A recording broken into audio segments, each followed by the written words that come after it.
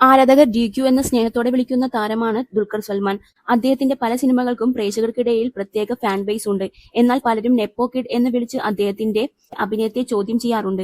പൊതുവെ മാതാപിതാക്കളുടെ പാത പിന്തുടർന്ന് സിനിമയിലേക്കുൾപ്പെടെ എത്തുന്നവരെ പരാമർശിക്കാൻ ആ പേര് പലരും ഉപയോഗിക്കാറുണ്ട്.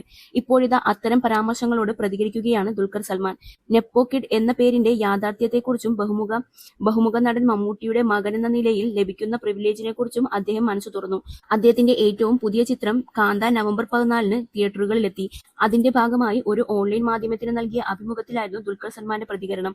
ഒരു സിനിമാ കുടുംബത്തിൽ ജനിച്ചുവെന്നത് തനിക്ക് ഒരുപാട് ഗുണം ചെയ്തിട്ടുണ്ടെന്ന് അദ്ദേഹം പറഞ്ഞു. സിനിമാ കുടുംബത്തിൽ ജനിച്ചത് ഒരു നേട്ടമാണെന്നും അതൊരു പോരായ്മയല്ലെന്നും അദ്ദേഹം പറഞ്ഞു. ചിലപ്പോൾ ചിലർ നമ്മെ ലക്ഷ്യം വയ്ക്കുന്നതായി തോന്നിയേക്കാം. പക്ഷേ ഒരു പ്രത്യേക തലത്തിലുള്ള പ്രശസ്തിയോ വിജയമോ കൈവരിക്കുന്ന ഏതൊരാളെയും ഇത്തരത്തിൽ ലക്ഷ്യം വയ്ക്കുമെന്നാണ് ഞാൻ കരുതുന്നത്, ദുൽഖർ കൂട്ടിച്ചേർത്തു. ചുപ് എന്ന ചിത്രത്തിന്റെ പ്രൊമോഷൻ സമയത്തും നെപ്പോട്ടിസത്തെക്കുറിച്ച് തന്റെ കാഴ്ചപ്പാടുകൾ ദുൽഖർ സൽമാൻ പങ്കുവച്ചിരുന്നു. എന്റെ ആദ്യ വേഷത്തിനായി തിരഞ്ഞെടുത്തപ്പോൾ എനിക്ക് വെറും 10 വയസ്സായിരുന്നു.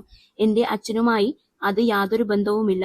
അത് തീർച്ചയായും നെപ്പോട്ടിസത്തിന്റെ നേട്ടമായിരുന്നില്ല എന്ന് അദ്ദേഹം പറഞ്ഞു.